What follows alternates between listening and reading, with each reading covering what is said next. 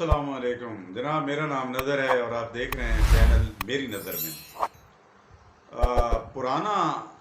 بابل اور آج کا جو ہے عراق ہے، اس میں ایک شخص کی حکومت تھی جسے نمرود کہا جاتا ہے۔ ابراہیم علیہ السلام کے دور کی یہ بات ہے کہ وہاں پر نمرود کی حکومت تھی اور وہ بڑا ظالم اور سرکش انسان تھا۔ اس کو کسی کاہن اور کسی نجومی نے کہا کہ آپ کے اس سلطنت میں، آپ کے اس ملک میں ایک بچہ پیدا ہوگا جو آپ کے تخت اور تاراج کو ختم کر دے گا، سارا تہس نہس کر دے گا، آپ کو برباد کر دے گا۔ اس نے کہا اچھا ایسا ہے تو میں وہ بچہ پیدا ہی نہیں ہونے دوں گا، وہ میرا تخت تاراج کیا ختم کرے گا، اس کی تو پیدائش ہی نہیں ہوگی۔ خیر، کاہن نجومی نے اس کو کہا اور وہ چلا گیا۔ اس کے بعد نمرود نے اپنی انٹیلیجنس، اپنے متعلقہ لوگوں کو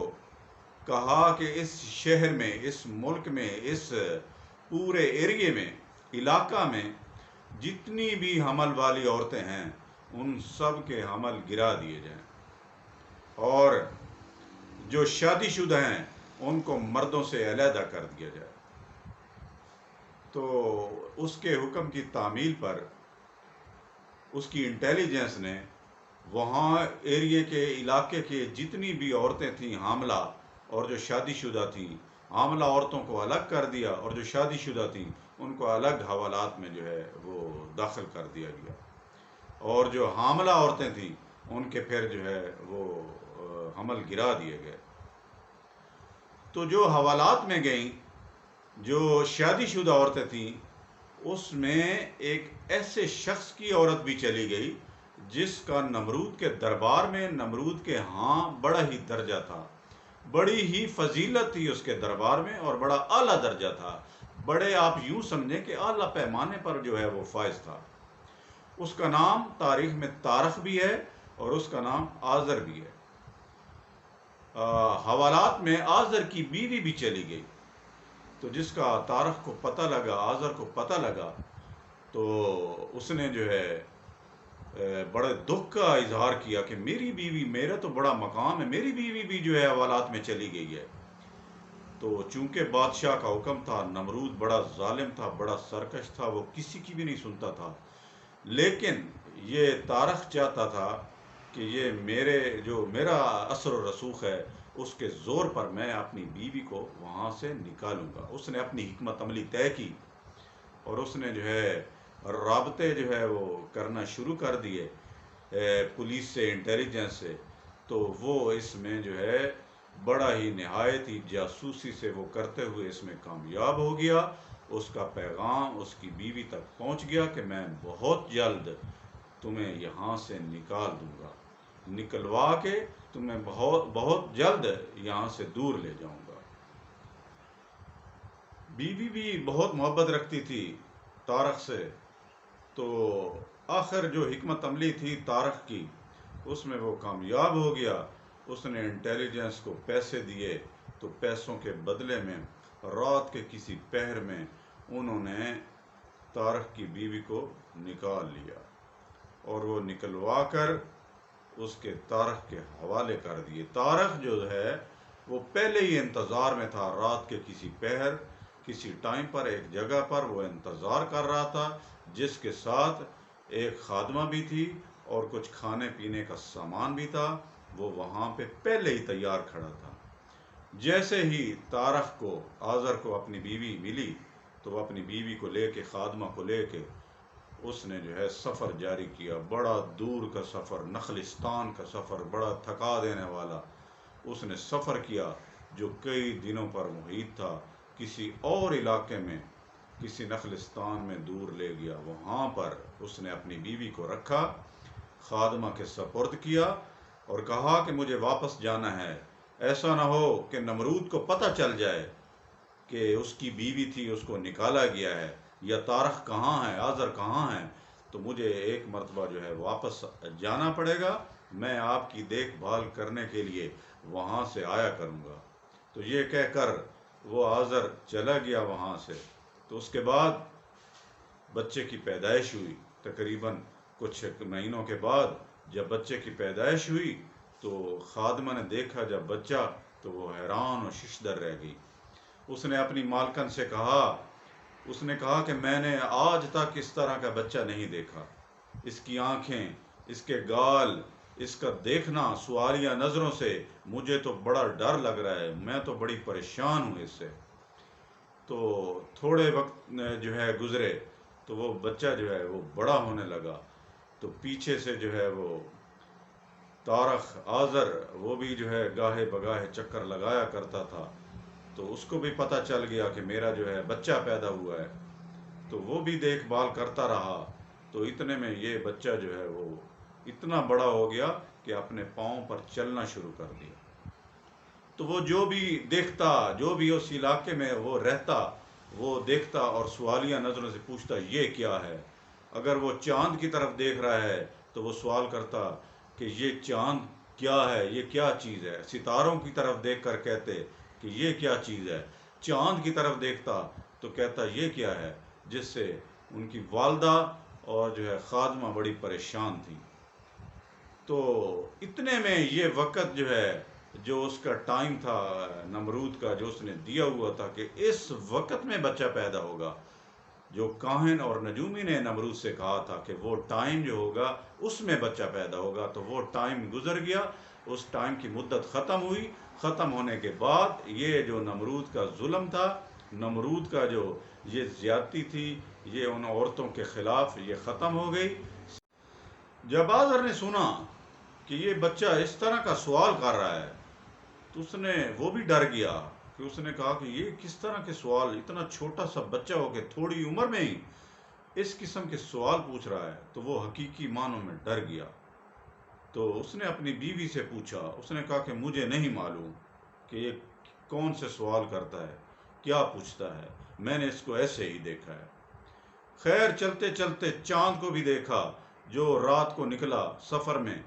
تو یہ بھی سوال کیا کہ بابا یہ کیا چیز ہے، تو اس نے کہا کہ یہ ہمارے فلاں دیوتا ہیں۔ تو ابراہیم علیہ السلام نے کہا کہ یہ کیسے دیوتا ہیں؟ تو جب سورج کو دیکھ چکے تھے، جو پہلے سورج کو دیکھ چکے تھے اور پھر جو چاند کو بھی دیکھ رہے تھے، تو یہ جب اپنے گھر کے قریب پہنچے تو یہ چاند بھی غائب ہو گیا۔ سوال کیا، بچے نے سوال کیا کہ بابا یہ کیسے ہمارے دیوتا ہیں، یہ پہلے تو ان کا سایہ ہم پر جو ہے وہ ضرور تھا، لیکن اب میں یہ دیکھتا ہوں کہ ان کا کوئی نام و نشان تک نہیں ہے، نہ سورج ہے نہ یہ چاند ہے۔ تو باپ بڑا پریشان ہو گیا، لیکن اپنے بچے کو گھر لے گیا۔ اس نے خوشی خوشی سے اپنے بیٹے کا نام ابرام رکھا۔ اس وقت کی جو لینگویج تھی، اس وقت کی جو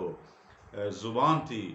اس میں عبرانی زبان میں ان کا نام ابرام رکھا گیا۔ جب ابرام تھوڑا سا بڑا ہو گیا گھر میں، تو چلنا پھرنا، گھر کے اندر کا ماحول دیکھنا شروع کیا، تو ایک مرتبہ جو ہے بڑا تعجب کیا کہ ایک دروازہ کھلا ہوا ہے۔ تو دروازے کے اندر جب داخل ہوئے تو دونوں اطراف میں، دائیں بھی اور بائیں بھی، بتوں کی لائنیں لگی ہوئی ہیں۔ دائیں طرف دیکھا تو بہت سارے بت پڑے ہوئے ہیں، بائیں طرف بھی ایسا ہی ہے۔ تو ان کو دیکھنے لگے بڑے غور سے، ان کے قریب ہوئے، ان کو چھو کر بھی دیکھا کہ یہ کیا چیز ہیں۔ یہ دیکھتے دیکھتے جب بہت آگے چلے گئے تو آگے دیکھا کہ ان کا باپ جو ہے وہ کام کر رہا ہے، وہ پتھر تراش رہا ہے۔ تو آپ چلے گئے، بابا سے سوال کیا، بابا یہ کیا چیز ہے، آپ کیا کر رہے ہیں؟ تو بابا نے کہا کہ میرا بچہ، میں یہاں کام کر رہا ہوں، یہ اپنے دیوتاؤں کی خدمت کر رہا ہوں۔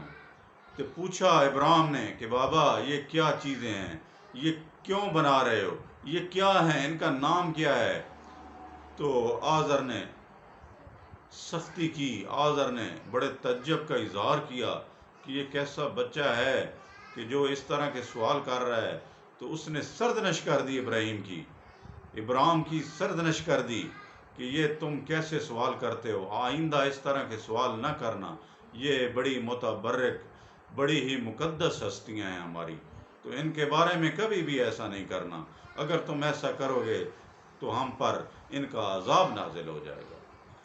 ابراہیم چونکہ بچے تھے، ابرام ان کے بیٹے تھے، اس لیے جو ہے وہ احترام میں خاموش رہے، لیکن سوال ان کے ذہن میں جو ہے وہ اٹھ رہے تھے، وہ اپنے بابا سے پوچھ رہے تھے، جبکہ آزر کو بھی پتہ چل گیا تھا کہ یہ عام سا بچہ نہیں ہے، یہ تو مجھ سے ضرور پوچھے گا۔ انہوں نے گھر آ کر اپنی بیوی سے کہا کہ اس کا خیال رکھو۔ دن گزرتے رہے، کچھ دن گزرنے کے بعد اپنے بچوں کو آزر نے بلایا، جو اس کے باقی بڑے بھائی تھے آزر کے، ان کو بھی بلایا، ان کو کہا کہ یہ دیکھو یہ ہمارے بھگوان ہیں، ان کو لے جاؤ اور ان کو بیچ کر آؤ، ان کی تجارت کرو، ان کو سیل کر کے آؤ۔ تو انہوں نے اپنے اپنے حصے کے سارے بھگوان لیے، بت لیے، لے کے نکل کھڑے ہوئے۔ تو آزر نے ابراہم کو بھی بلایا کہ ابراہم یہ تم بھی لے جاؤ۔ تو ابراہم جو پہلے بھی بڑے سوال کرتے تھے، تو انہوں نے کہا کہ بابا میں ان کو کیا کروں گا؟ تو باپ نے کہا کہ تم بھی اپنے بھائیوں کے طریق پہ چلتے ہوئے ان کے ساتھ چلے جاؤ اور ان کا جو ہے خرید و فروخت کرو ان کی۔ تو ابراہم نے اپنے باپ کے دیے ہوئے بتوں کو لیا اور ان کے ساتھ نکل کھڑے ہوئے۔ تو دور دور شہروں میں، دور دور جگہوں پہ ان کے بھائیوں نے تو بیچنا شروع کیے بھگوان، تو بڑا جو ہے انہوں نے کام کیا، بڑا جو ہے بزنس کیا، لیکن ابراہم کو یہ سمجھ نہ آئی کہ ان کو میں کیسے بیچوں گا، کیا کھاؤں گا۔ تو یہ ایک دو مرتبہ جب ابراہیم علیہ السلام نے کیا تو بڑا پوچھا باپ سے کہ یہ میں نہیں کر سکوں گا، اور جب لے کے جاتے تو ایک رستے میں نہر پڑتی تھی، اس کے اندر بھی لے کے جاتے، نہر کے اندر سے گزارتے، پھر جو ہے واپس لے کے آتے، ان کو ڈبو دیتے، لیکن وہ دیکھتے، وہ حیران رہ جاتے کہ یہ جو بت ہیں یہ ہمارے دیوتا ہیں، یہ تو کچھ حرکت نہیں کرتے، یہ تو کچھ تکلیف میں جب ہوتے ہیں تو فریاد نہیں کرتے، یا جب جو ہے ان کو ڈبویا جاتا ہے تو اس وقت یہ رکتے نہیں ہیں، خاموش نہیں، یہ جو ہے وہ بولتے نہیں ہیں۔ جناب مولانا حالی نے اس کی منظر کشی کرتے ہوئے لکھا ہے کہ نہ پوجو یہ بھگوان لوگو، لے لو مال بیکار، میرے باپ نے تیشے مارے تب ہوئے تیار۔ تو ابراہیم علیہ السلام کا نام تو اللہ نے قرآن مجید میں ابراہیم فرمایا ہے، جبکہ عبرانی زبان میں ان کو ابرام کہا گیا۔ تو ابراہیم علیہ السلام جیسے ہی بڑے ہوتے گئے، تھوڑا سا اور بڑے ہوئے، تو یہ ساری قوم ایک میلے پہ جا رہی تھی،